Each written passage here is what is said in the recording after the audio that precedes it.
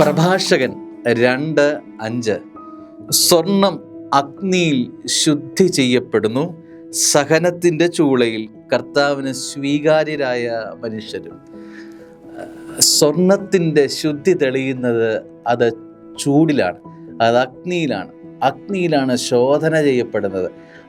ഈ സ്വർണത്തിൻ്റെ മാറ്റെത്രയുണ്ടെന്ന് ഉരച്ചു നോക്കുന്നു എന്നത് അത് സഹനാനുഭവങ്ങളിലാണ്. അതോടെ തന്നെ കർത്താവിന് സ്വീകാര്യരായ മനുഷ്യരും കർത്താവിന് പ്രിയപ്പെട്ടവരായ മനുഷ്യരും ഇങ്ങനെ അഗ്നി അനുഭവങ്ങളിലും അവരുടെ മാറ്റ് തെളിയിച്ചു കൊണ്ടിരിക്കുകയാണ് എന്ന് ഓർക്കുമ്പോൾ സ്നേഹമുള്ള ചെറിയ ചെറിയ സഹനാനുഭവങ്ങളെ നമ്മുടെ ശുദ്ധി തെളിയിപ്പിക്കുന്ന, നമ്മുടെ മാറ്റ് തെളിയിക്കുന്ന, നമ്മുടെ കാമ്പ് പുറത്ത് സ്വർഗം കൊണ്ടുവരാനുള്ള വഴികൾ ഒരുക്കുന്നതാണെന്ന് തിരിച്ചറിയാം.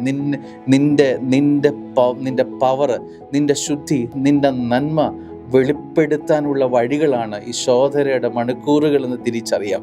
അപ്പോൾ ഈ വചനം എത്രമാത്രം സുന്ദരമാണ്. സ്വർണം അഗ്നിയിൽ ശുദ്ധി ചെയ്യപ്പെടുന്നു, അതുപോലെ തന്നെയാണ് കർത്താവിന് പ്രിയപ്പെട്ടവർ. നീയും കർത്താവിൻ്റെ പ്രിയപ്പെട്ടവനാണ്.